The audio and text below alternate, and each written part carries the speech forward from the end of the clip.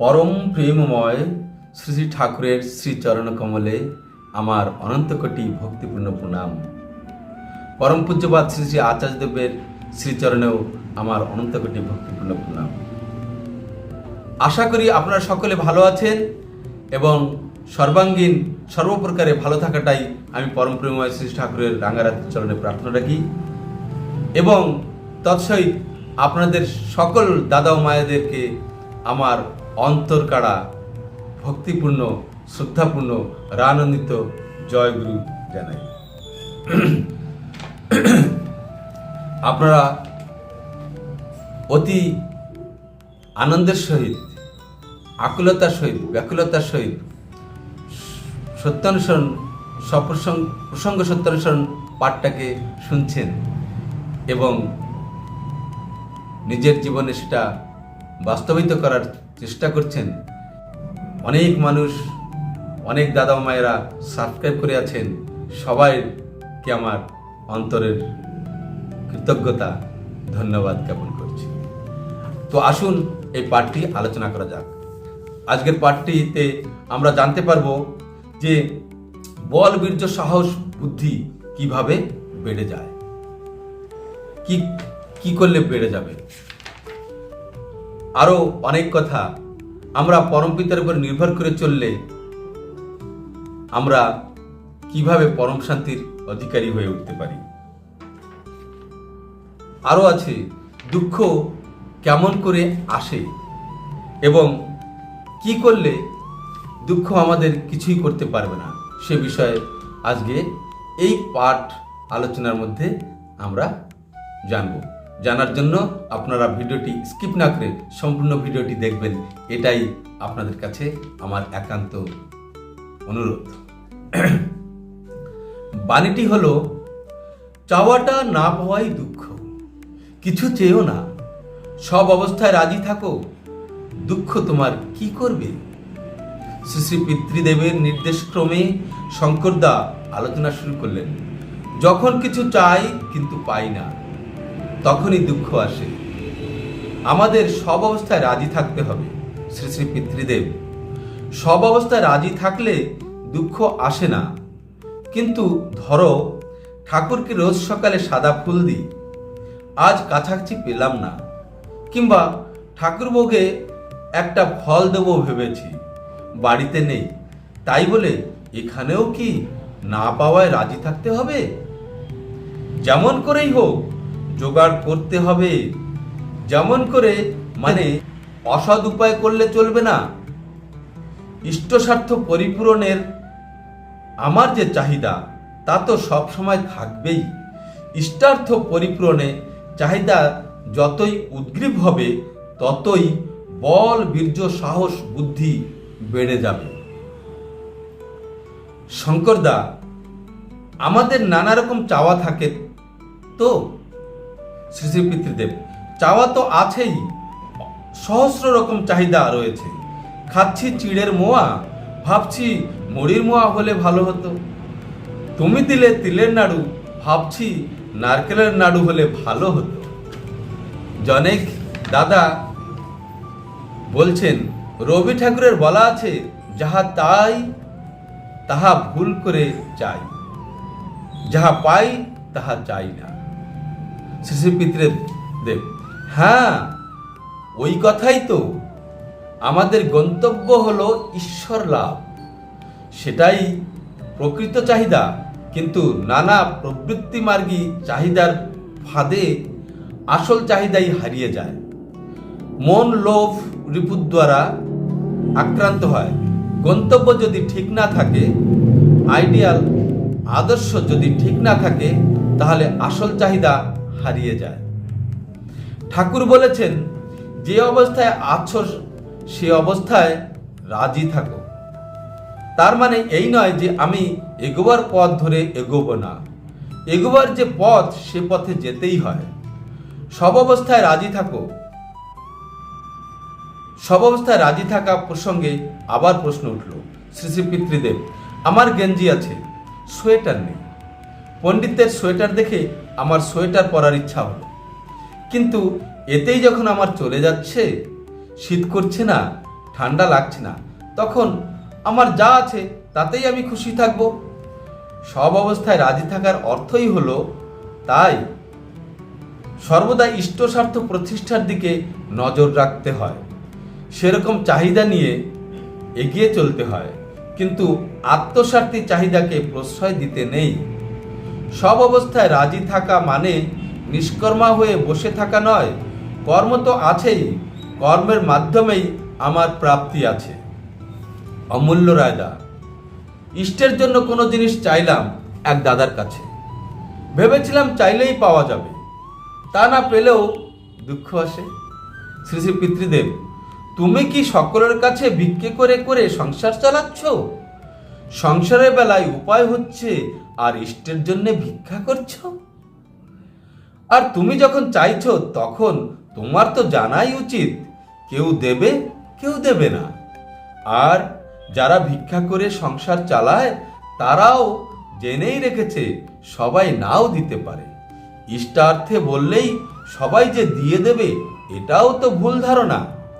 তবে কথা হচ্ছে সৎভাবে চলতে হবে, সৎভাবে উপায় করতে হবে, আর জীবন বৃদ্ধির দিকে যেতে হবে। শঙ্করদা বলছেন, অনেক সময় ইষ্ট কাজের দায় দায়িত্ব আসে, কিন্তু তা পরিপালন করতে গেলে অনেক দুঃখ কষ্টের সম্মুখীন হতে হয়। শ্রী শ্রী পিতৃদেব, দুঃখ আসে মানে?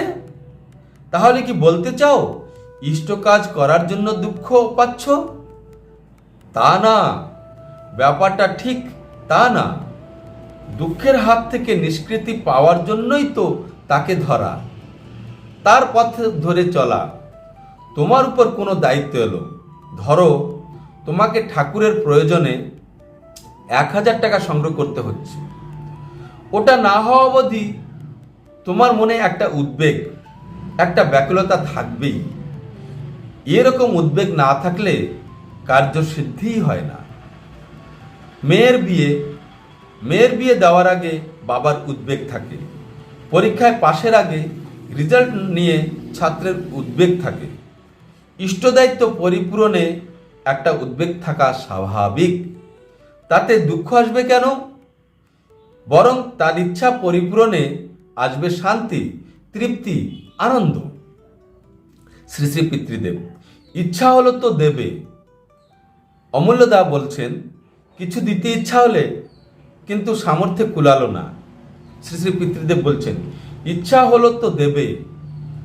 দেবার ইচ্ছা প্রবল হলে করার ইচ্ছাও প্রবল হয়, সামর্থ্যও বেড়ে যাবে। সব অবস্থায় রাজি থাকা মানে তো নিষ্কর্মা হয়ে বসে থাকা না। তোমার হয়তো পণ্ডিত মশাইকে একখানা কাপড় দিতে ইচ্ছা হলো, দেবে, আজ না হয় কাল দেবে। প্রশ্ন, অনেক সময়ে ছেলে মেয়ে নিয়ে যাদের সংসার, তাদের বাড়িতে একটা না একটা ঝামেলা লেগেই থাকে। এই অবস্থায় কি করণীয়? শ্রী শ্রী পিতৃদেব, এর জন্যই তো ঠাকুর ওই বাণী দিয়েছেন।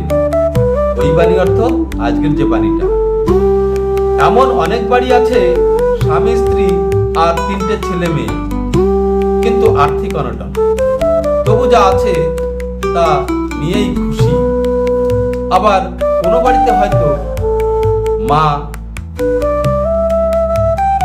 বেগুন ফলেছে, কোনো বাড়িতে হয়তো মা আর ছেলে, কিন্তু অশান্তি লেগেই থাকে। মা হয়তো 3 তরকারি রান্না করেছে, ছেলে বলল, ঝোল রাঁধুনি কেন? এই দিয়ে কি খাওয়া যায়? থালা ঘটি বাটি ছুঁড়ে চিৎকার করতে করতে উঠে গেল, হইচই পাড়া শুদ্ধ সাড়া পড়ে গেল। আবার অনেক বাড়ি এমন, মা যা রেঁধেছে তাতেই খুশি, সবাই মসুরের ডাল দিয়ে হাসি মুখে খাচ্ছে। কিংবা হয়তো বাড়ি বেগুন ফলেছে, বেগুন ভাজা চলছে, রোজ বেগুন ভাজা দিয়েই ভাত খাচ্ছে, কারো মুখে কোনো প্রতিবাদ নেই। মার হাতের জিনিস যা পায় তাই অমৃত, বাইরে গিয়েও তারা যা পায় তাতেই খুশি, সেজন্য সকলের প্রিয় পাত্রও হয়। কোনো ভাই MA পাস করেছে, কোনো ভাই ডাক্তার, কোনো ভাই ইঞ্জিনিয়ার, কিন্তু কাউকে দেখে এসব বোঝার উপায় নেই। বাড়ির কর্তাও বাড়ির ছেলেপেলে নিয়ে শান্তিতে বাস করে। কিন্তু ওই যে বাড়িতে সব অবস্থায় রাজি থাকে না, সব সময় একটা না একটা না পাওয়ার জন্য দুঃখ। সেখানে ছেলেরা হয়তো বড় হয়েছে, চাকরিও পেয়েছে, কিন্তু মনে অশান্তি আছেই। টাকা থাকা সত্ত্বেও ও একে বিশ্বাস করে না, ভাই ভাইতে মিল নেই, ঘর সংসার করেও শান্তি নেই। কোনো কোনো সংসারের ক্ষেত্রে যেমন দেখি মা বাবার উপর নির্ভর করে চললে সন্তানদের কোনো চাহিদাই থাকে না। মা বাবার উপর নির্ভর করে চললে সন্তানদের কোনো চাহিদাই থাকে না। তারা জানে যা করলে আমাদের মঙ্গল হবে, মা বাবা তাই করে চলেছেন। এই নির্ভরতার জন্য তারা শান্তিতে কাটায়। বিশ্ব সংসারের দিকে তাকালেও ওই একই ব্যাপার দেখা যায়। পরমপিতার উপর নির্ভর করে থাকলে নিজস্ব কোনো চাহিদা থাকে না। তখন মনে হয় তিনি মঙ্গলময়, তিনি আমার জীবন বৃদ্ধির উৎস। তাই তিনি যে অবস্থায় রাখেন তাতেই মঙ্গল। পরমপিতার উপর বিশ্বাস রেখে তার পথে নিষ্ঠা, আনুগত্য, কৃতি সম্পর্ক নিয়ে চললে সাংসারিক কোনো চাহিদাই কখনো পীড়িত করতে পারে না। ইষ্টের সন্তোষ সাধনই তখন তার একমাত্র চাহিদা হয়। ইষ্টের সন্তোষ সাধনই যাদের একমাত্র চাহিদা, তার স্বার্থ পরিপূরণেই যারা উদ্গ্রীব তারা চিরশান্তির অধিকারী হয়। ইষ্ট প্রসঙ্গ তারিখ 25/11/1975 সাল। এবার এই বাণীটি অনেক লম্বা ব্যাখ্যা ছিল, তবুও খুব সুন্দর প্রাঞ্জলভাবে শ্রী শ্রী পিতৃদেব আমাদেরকে বুঝিয়ে দিলেন। এই শ্রী শ্রী পিতৃদেবের কথার মধ্যেও আরো অনেক কথা বোঝার রয়েছে। যেমন ইষ্টার্থ পরিপূরণে চাহিদা যতই উদ্গ্রীব হবে ততই বল, বীর্য, সাহস, বুদ্ধি বেড়ে যাবে।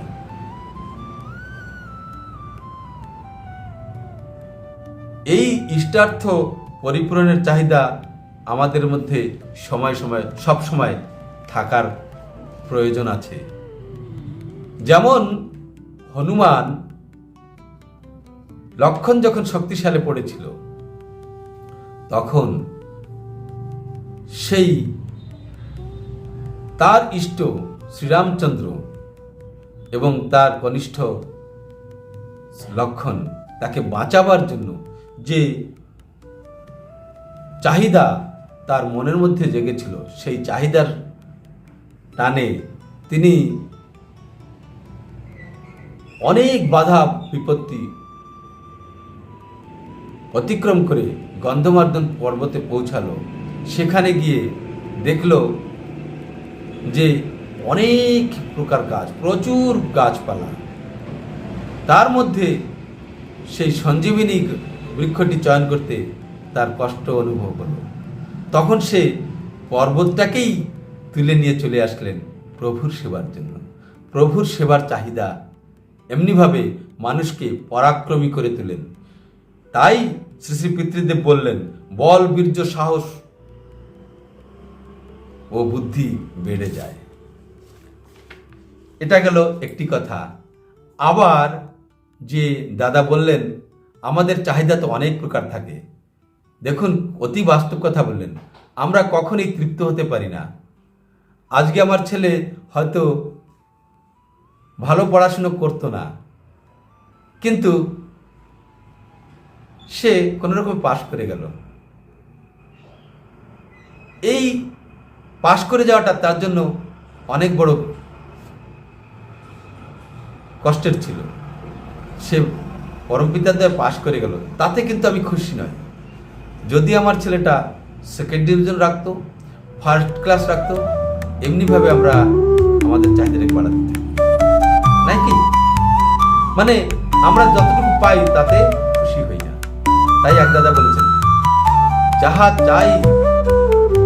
পাই তাহা চাহি না, আর যা পাই তাহা চাহি না। রবীন্দ্রনাথ ঠাকুরের বলা। তখন শ্রী শ্রী পিতৃদেব বাবা বলছেন, ওই কথাই তো, ওই কথাই তো, আমাদের গন্তব্য হচ্ছে ঈশ্বর লাভ।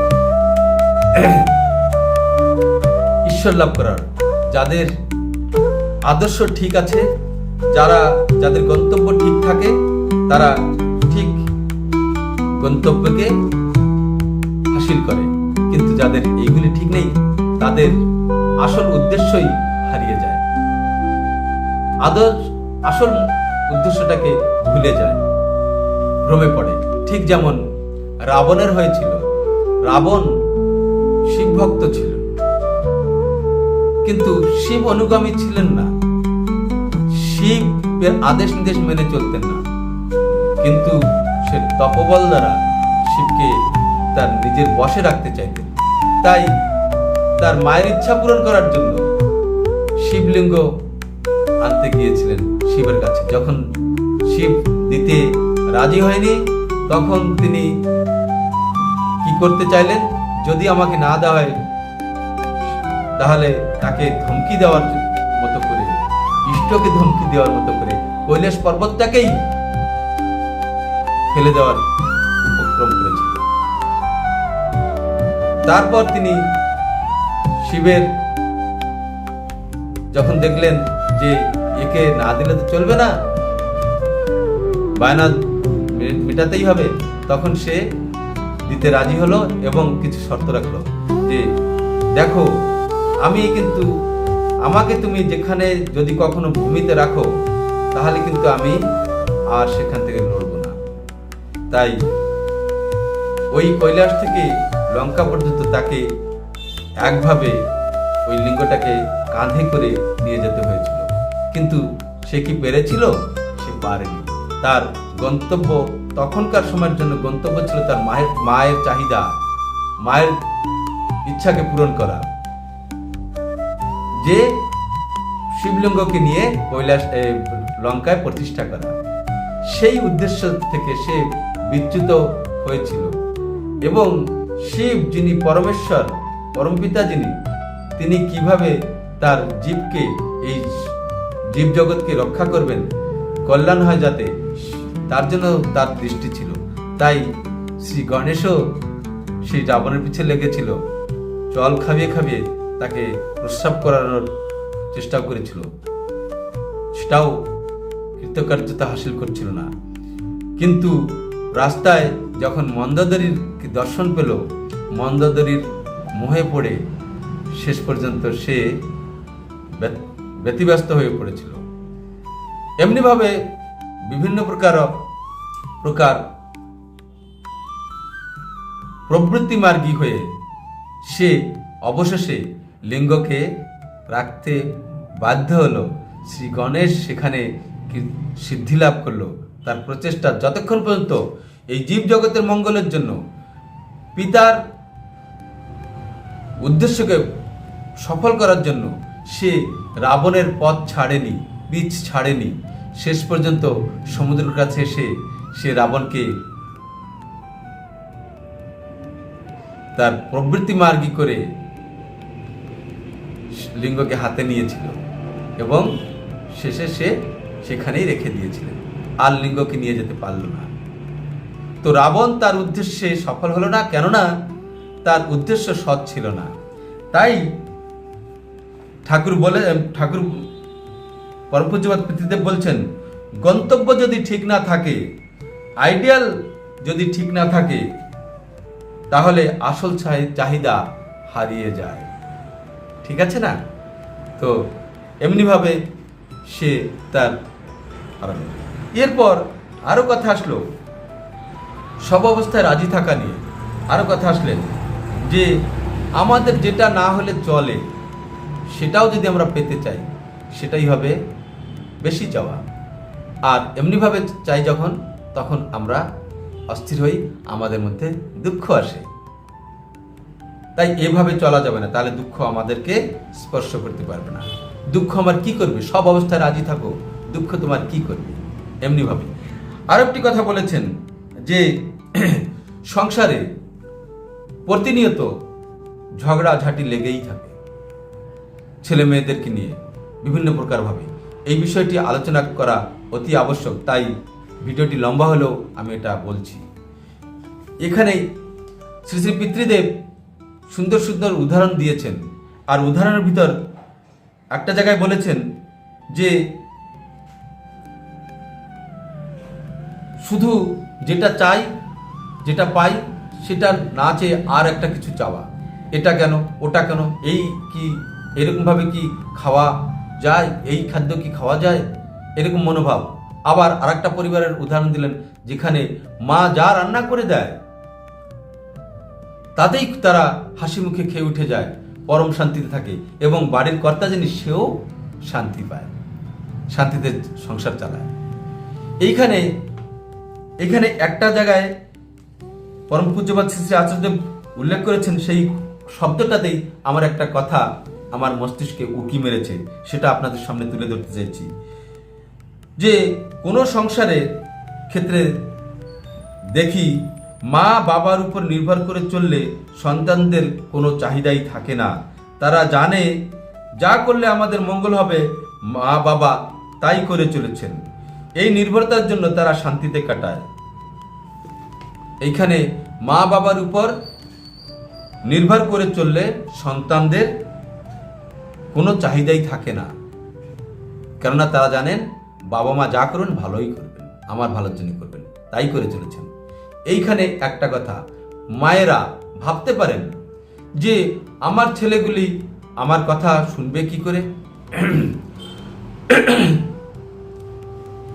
আমি যা রান্না করে দেব তাকেই তারা অমৃত তুল্য মনে করে কি করে গ্রহণ করবে। এটা তো আমরা যারা সৎসঙ্গী, যারা ঠাকুরকে ধরে চলছি, তাদের সংসারেও এগুলি বাস্তবিত হয়তো প্রত্যেক পরিবারে হয়ে ওঠেনি। তাই বলছি, যাদের পরিবারে এটা হয়নি তাদের জন্যই বলছি যে মা যখন বাবাকে অনুসরণ করে চলবে, এখানে এই কথাটিতে আমার মাথায় মা বাবার উপর নির্ভর করে চলবে, মা বাবার উপর নির্ভর করে চলবেন, অর্থাৎ স্ত্রী স্বামীর উপর নির্ভর করে চলবে। আর এই নির্ভর করে চলাটাকে যখন ছেলেমেয়েরা দেখবে, তখন মায়ের কাছ থেকে এই শিক্ষাটা পেয়ে তারাও মা বাবা উভয়ের উপর নির্ভর করা শুরু করবে। আর আমরা যারা দাদারা, পুরুষ বলি আমরা যাদেরকে, তাদেরও উচিত মায়ের প্রতি যাতে ছেলেমেয়ের শ্রদ্ধা জন্মে, এই কথাও ঠাকুর বলেছেন। বাবার উচিত মায়ের প্রতি যাতে ছেলেমেয়ের শ্রদ্ধা জাগে, সেইভাবে চলা, সেইভাবে সম্মান করা, সেইভাবে চাহিদা রাখা, তাতেও ছেলেমেয়েরা বিকৃত হয় না, বিপথে যেতে পারে না। কিন্তু সব থেকে মুখ্য ভূমিকা হচ্ছে মায়ের। যেমনটি হয়েছিল প্রহ্লাদ চরিত্রের কাহিনী আমরা সবাই জানি, যে তার মায়ের স্বামীর প্রতি যে ভক্তি, বিষ্ণুর প্রতি যে ভক্তি ছিল, সেই ভক্তির কারণে প্রহ্লাদ চরিত্রের বাবা হিরণ্যকশিপু অধর্মী, বিধর্মী, আত্মপ্রতিষ্ঠা, বিষ্ণুর সঙ্গে শত্রুতা, এইসব প্রবৃত্তিমুখী চলন থাকা সত্ত্বেও, তার চরিত্রের মধ্যে থাকা সত্ত্বেও তার ছেলে, তার ঔরসজাত ছেলে প্রভুভক্ত হলেন। এটা আমাদের সামনে একদম জলজান্ত জাজ্জল্যমান উদাহরণ, যে মা যদি সৎ হয়, মায়ের আদর্শ যদি ঠিক হয়, তো বাবা যতই কুকার্যে কুকর্মে প্রবৃত্তিমুখী হোক না কেন, ছেলেরা বিগড়ায় না, ছেলেরা ঠিক আদর্শবান হয়ে ওঠে। তাই মায়ের ভূমিকা অতি গুরুত্বপূর্ণ এই সংসারে। এবার কথা হচ্ছে কি, মায়ের উপর নির্ভর, মা বাবার উপর নির্ভর করে যখনই চলবেন, তখন সংসারটা সম্পূর্ণ সুন্দর, এবং সেই সংসারে শান্তি চিরস্থায়ী হয়। ঠিক এইরকমভাবে পরমপিতার উপরেও এই পুরুষ যারা, আমরা সকলেই, পুরুষ চলবে ইষ্টের দিকে, নারী চলবে স্বামীর দিকে, এমনিভাবে সংসার হয় শান্তিময়। এবং প্রত্যেকের জীবনে যখন প্রভুই মুখ্য হন, তারই সন্তোষ সাধনই যখন আমাদের মুখ্য কর্ম, মুখ্য ধর্ম, বৃত্তি প্রবৃত্তি সব কিছু যখন তার মধ্যেই ঢুকে যায়, তখন আমরা চিরস্থায়ী শান্তির অধিকারী হয়ে উঠি। ঠিক আছে না? তো আজকের এই ভিডিওটিতে এতটুকুই। আশা করি আপনাদের কাজে লাগবে। আশা করি নয়, অবশ্যই আমরা যদি মন দিয়ে, প্রাণ দিয়ে, সব কিছু দিয়ে এই পরম পূজ্যপাদ শ্রী শ্রী পিতৃদেবের ব্যাখ্যাকে মনে রেখে, পরম প্রেমময় শ্রী শ্রী ঠাকুরের বাণীটাকে মনে রেখে চলি, তাহলে দুঃখ আমাদের কোনো কিছুই করতে পারবে না, এক বিন্দু নড়াতে পারবে না। এটা অতি বাস্তব বিশ্বাস রেখে আমি বলছি। আপনারাও বিশ্বাস করুন, আপনারাও বুঝতে পারবেন। আমরা যতখানি বিশ্বাস আর বিশ্বাস অনুযায়ী যখনই কর্ম করি, তখনই আমরা সঠিক ফলগুলি পাই। ঠিক আছে? সবাই ভালো থাকবেন, সুস্থ থাকবেন, সুন্দর থাকবেন, আনন্দ, পরমানন্দকে নিয়ে আনন্দে জীবন অতিবাহিত করবেন, এটাই প্রার্থনা রাখি পরম দয়ালের রাঙ্গারাতুল চরণে শেষ করছি। জয় গুরু।